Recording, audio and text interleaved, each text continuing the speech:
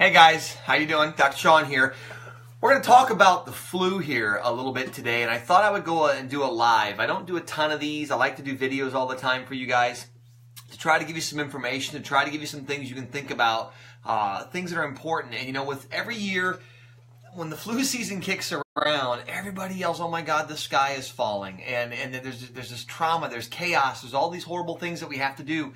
And we really want to know, is that true? You know, is it really this chaotic thing? Is the world going to end? Are we going to have, you know, is this the second coming? Are we all done? You know, is this what's going to happen? And, you know, the reality of it is not so much so, right? So when we look at the flu, it's a serious condition, okay? And it's something that's very serious. It's something that has to be respected. It's something that you don't want to take lightly, but at the same time, you have to understand it a little bit. And that's why I'm doing this one today. I'm going to do this live today, and I hope this helps you guys. I've got quite a bit of stuff I want to cover here, and I'll see if I can't give you some information that'll help you, your family, your friends, kind of to get through the season here. Now, we positioned ourselves a long time ago, and we're staying with this, that we are the Robin Hood of the healthcare world. Right? That's what we do. So we're going to give you information. We're going to do things. We're going to try and help you take care of your family and your friends and your loved ones. And, you know, a good friend of mine, Dr. Eric Naputi, he and I were talking the other day, and we were discussing it, and he was talking about the flu and all these things. And he said, "Doc, you know, maybe you should do something." And I thought, you know what, I will. I'll do a little live today. I'm sitting here in my little my basement, hanging out, and I thought I would give you guys a little chat. So let's go through the history of this thing, because this is really where it comes through. It's a virus. And it's important that you understand viruses have been around with us from the dawn of time. They've been here forever. And they are, you know, we treat them as though they're these unintelligent, stupid things that have no idea what they're doing or how they work. Yeah, well, they've been around longer than we have. They've been around in every animal, every species, everything on the planet, from plants to humans to sea creatures. They all seem to develop different viruses. There's a theory that some of us, our cells, are viruses that are made from there. And sometimes we live in a relationship with them where they're doing things for us and we're doing things for them. It's this symbiosis, right? So there's this concept behind it. And as we look at this and we think to ourselves, okay, so we're looking at viruses, we're looking at what they do, we're looking at the flu and thinking, well, they're not all bad. Some of them can be okay. And some of them can be problematic. Now, when you're looking at the flu, of course, right away, it's problematic. And we've got a history of it throughout our existence of, you know, epidemics popping up and having all kinds of catastrophic problems. But the key to it is understanding why.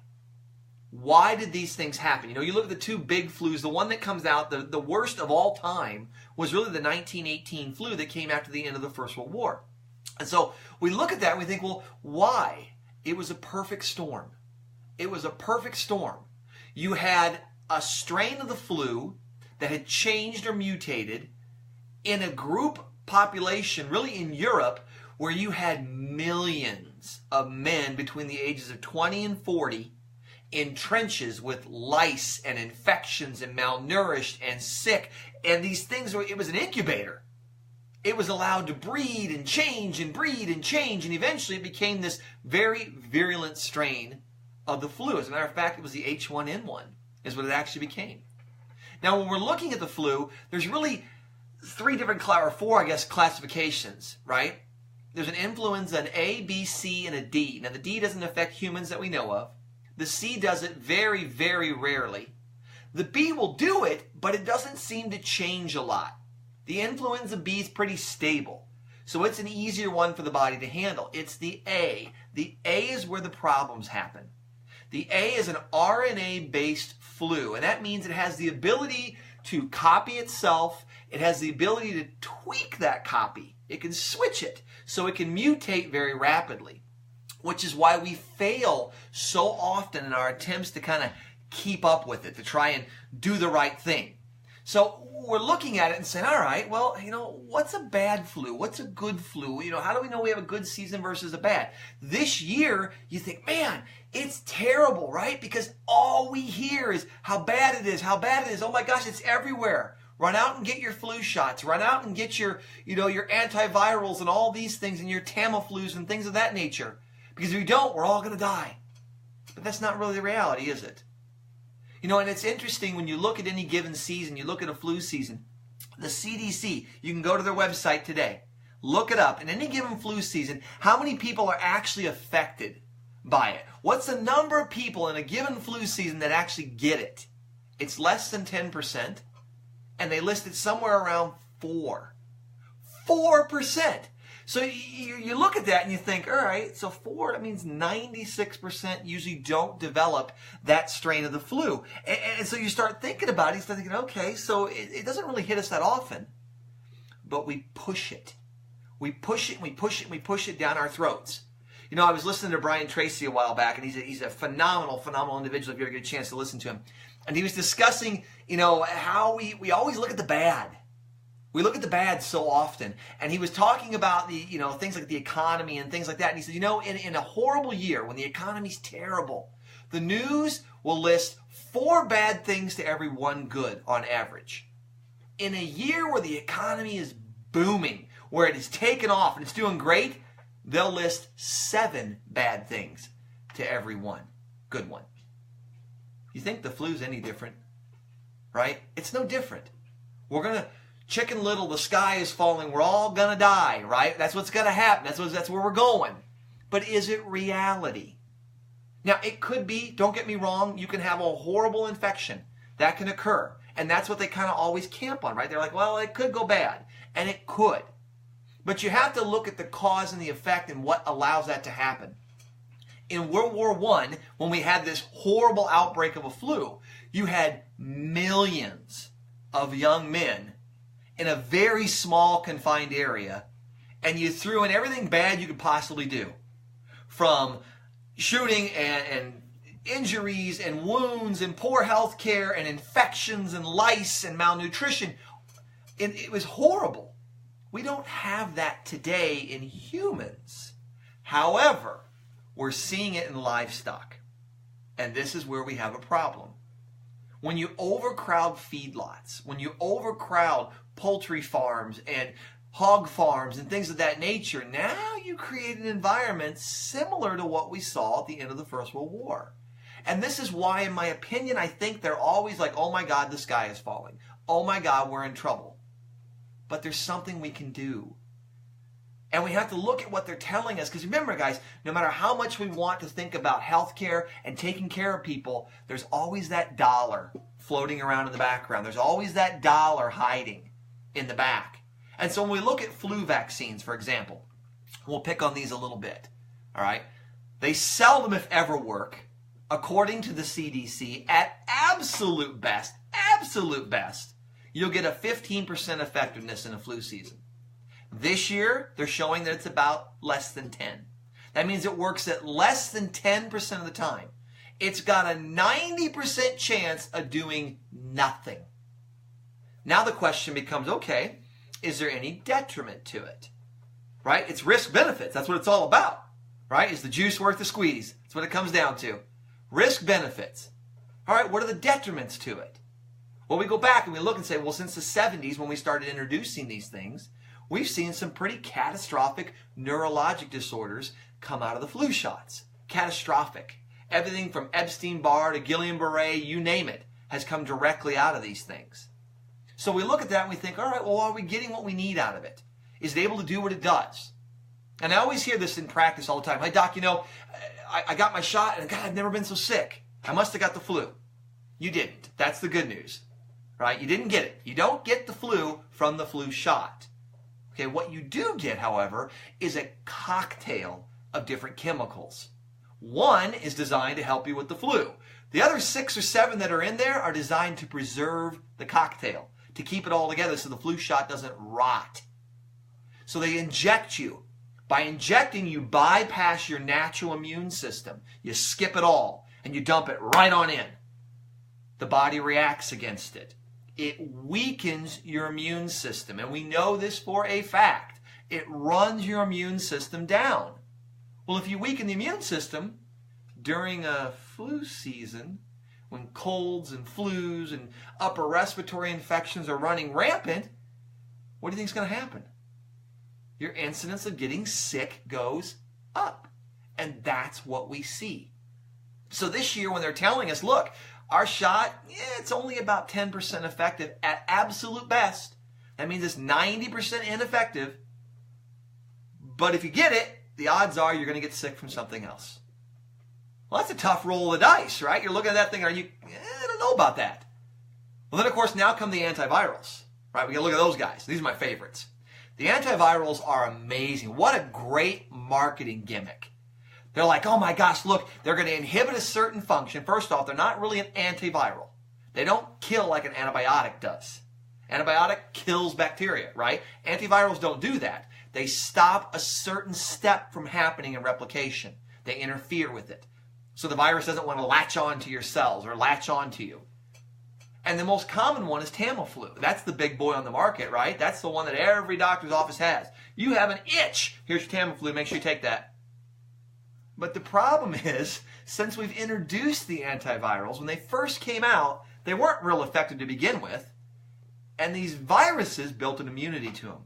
Every year since, the immunity's gone up. Exponentially gone up. So all of a sudden, they're worthless anyway. Now let's look at the side effects of them. Look at an antiviral. These are my favorites ones, right?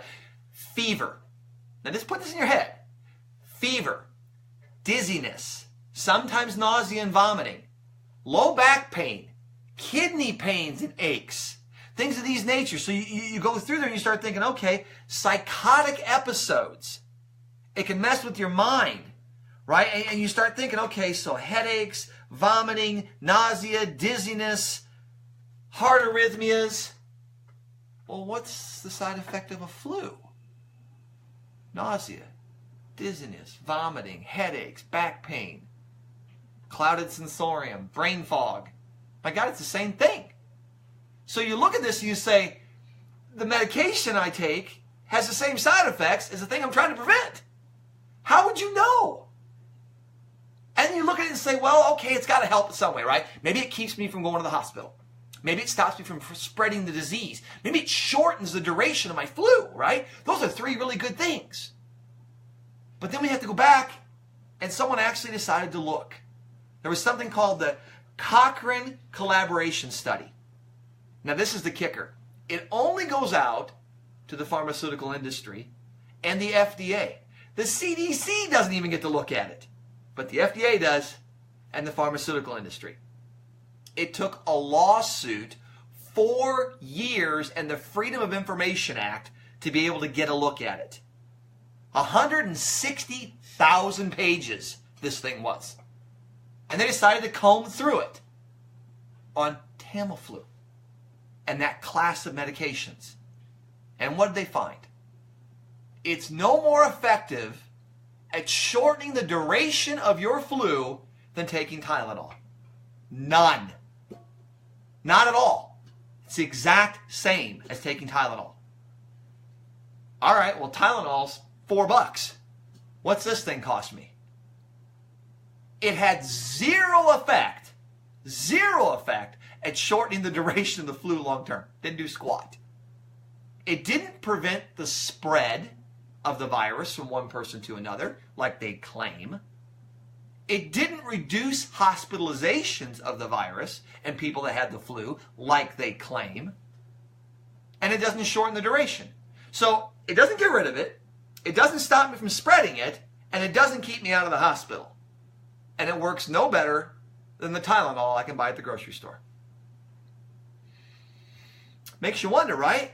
We're going back to this thing again, right? That money, that concept. Surely there's not a paper trail. Surely there's not this economic gain that might surpass health, how we do. There's nobody out there that really doesn't want us to be healthy, right? That wants to just make a buck. Isn't it crazy? And so we look at these things and we think to ourselves, so the shots that we take don't work and could have side effects that could be much worse than the flu itself, and I understand that. The medications that they're ramming down our throat appears to be highly ineffective and doesn't work any better than a $4 Tylenol that we've had around for 100 years. And so what are you to do? Right? How do you handle this? How do you handle flu season? What do you do? What's the key to this? Well, let's go back to the basics, right? Here's the solution. We always got to have one. You got to understand why it affects you and how. There are two core things to focus on here. You have to focus on the adrenal system in the human body and the immune system. They both protect you. Your adrenals protect you from everything in the environment in which you live. Your immune system protects you from things once they get inside. But the body has a hard time balancing both. It doesn't have enough fuel to run both all out. So if you're being chased by the bear, for example, your adrenals are going to win. If you've got a bacterial infection inside, your immune system is going to deal with this. So you look at that and you think, okay, so if I got a bacterial infection, that's what my immune system does. If I'm being chased by a tiger, that's my adrenal gland. He deals with that. What if you have both? What if you're being chased by a tiger and you have a severe bacterial infection? You don't have enough gas for the car to run both systems. You can't run them both efficiently. And all of a sudden you have to make a decision. And the body says, look, which one's going to get me first? If I don't survive the tiger, I can't deal with the bacteria. And so it takes all that energy and fuel and shunts it over to the adrenal system. It says, run. Run from the bear. Run from the tiger. If we survive it, then we'll go back and deal with the infection. And that's how this works. So we say, okay, well then man, during cold and flu season, we better figure out a way to keep the adrenals happy. Because if they're happy, the immune system can function. So how do you do it? How does it work? Right? We spend so much time looking at the health of the body that if you look at a cell, for example, a cell, we're just a copy of a cell.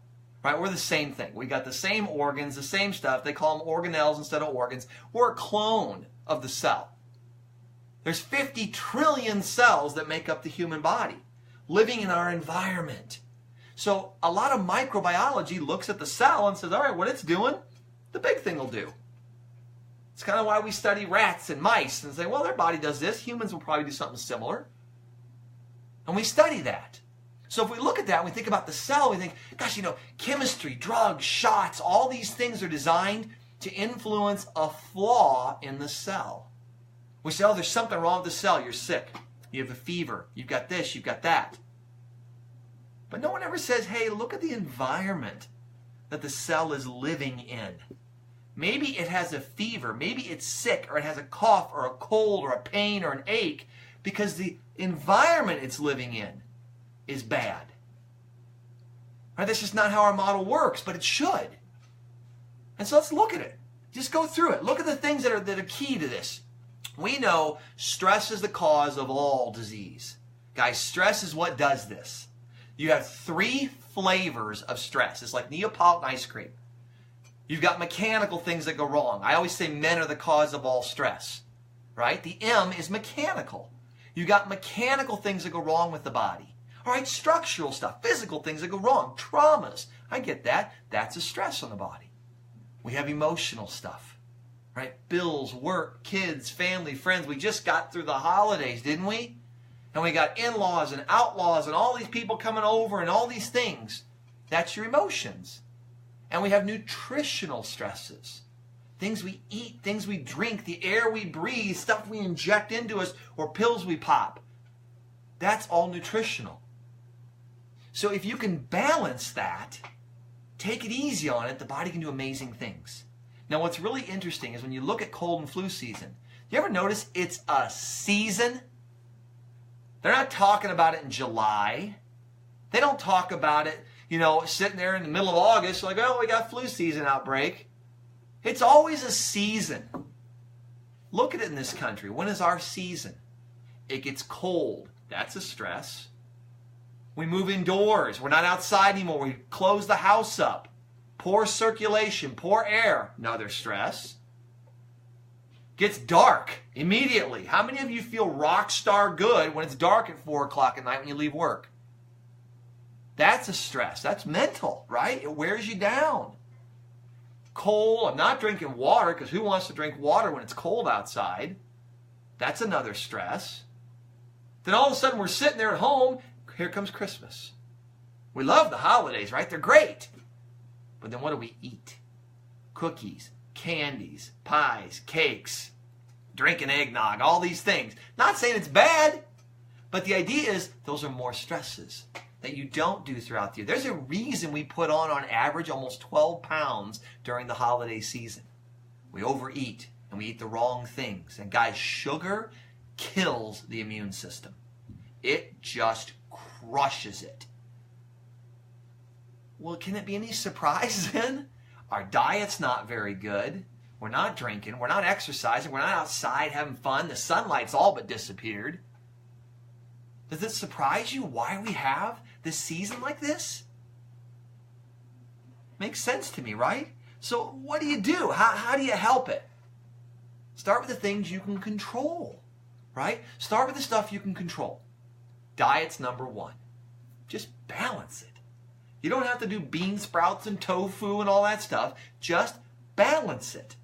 Get your protein in. Get your vegetables in. Try and get a little bit of fruit, not tons. A little bit of fruit. It's better when you have lots of sunlight. Right? We know vitamin D disappears during this time of the year. So maybe get a little of that into your system somehow. Try to do things that are immune supportive for the body. Garlic is wonderful for the immune system. Ginger is phenomenal for preventing the flu. Phenomenal for it. Of any strain. It's amazing. Put it in something. Start using it. Go through and look at rest, right? Don't you have to sleep? And of course, during the season, aren't we run all the time? It's dark when we get up. It's dark when we go to bed. It's cold outside, and I've got to run. So now we're not resting. Now we're not taking it easy. Now we're not... Guys, this is how we get sick. This is what happens. You wear that body into the ground. You get it tired. You get it fatigued. You run it down. The immune system starts to drop off because your adrenal gland is busy dealing with you running all over the place. It's busy dealing with stress with the spouses and the family and the season and work and all these things that are coming around. It's go, go, go. It just runs out of fuel. And the immune system takes the brunt of it. And all of a sudden, what do we end up doing? We get sick, and where do we go? Run to the hospital. Run to the hospital. Now, I'm all for, if you're deathly ill and sick, get to a hospital. I have no problem with that. I'm a big proponent of it. I think hospitals do amazing things. But when you're on the verge, it's the absolute last place you want to go. And the reason for it is, if you're a little under the weather and not feeling so hot, and you head to the hospital, who else is there? A lot of people under the weather and not feeling so hot. You get a bunch of sick people around each other in the same space, you spread disease. That's how it works. That's why a lot of your antibiotic-resistant diseases and things like that and your infections, where do they start? They start in hospitals. So the movement I'm trying to do, and what I'm trying to help everyone with, I hope, is get you to understand, man, there's things we can do. There's things we can do now. There's little simple tricks you can do at home to help yourself. And if, hey, you're too late or you catch it too late, I'm all for letting someone else in there and work with you. But do what you can to help yourself, right? Simple things. Maybe put some vitamin D into your diet. Maybe increase immune function. Start getting the garlic out. Start cooking with it. I'm not saying take pills and pills and pills. Cook with it. Get some fresh ginger. Make a tea out of it. Have it a couple times a day. If you do not gargle with salt water during this season, you're asking for a problem. Harvard did the study on it. I don't make this stuff up. They did this study on it. They found that people who gargle with salt water 3 times a day, warm coffee cup full of salt, table salt, 3 times a day, reduce their risk of an upper respiratory infection by 65% during any given flu season. It's a no-brainer. Salt's 40 cents. It's cheap. Right? That's easy. Little things you can do. Little simple stuff like this. And guys, if you make this effort and you take this step to help yourself, you can get your life back. See, one of the flaws I feel, and this is why I'm doing this live today, one of the flaws I feel in our healthcare system is that you're not part of it. You don't really have a say. You don't really have a choice in it. Doc, I got this. You go in, they give you something for it. Hey, I hurt this. You go in, they do that for you. You're never a part of it. But that's not how it was in years gone by. That's not how other cultures around the world survived. right? They were integral parts of their own health care. You got to be a piece of it. You got to try to help. Because, man, you get inside this thing, it'll swallow you. And that's when we get in trouble. It's simple. It's easy. Take back your health. Take back responsibility. And it starts with simple education. I've done a radio show in Springfield here, guys. I'm 18 years on air. 18 years, every Saturday morning on air. I'm on Fox every Wednesday morning for the past 2.5, almost 3 years. Right? No one's pushed me off yet. No one said, oh, totally nuts, wrong. And anyone that ever tries, all right, prove me wrong. Tell me that what I'm saying is not the truth. I'm just using your data and your research. There's a lot we can do. There's a lot of things we can do. Don't roll over and play dead. That's all I got. I'm off my soapbox, guys. Have a great, great day. Take care.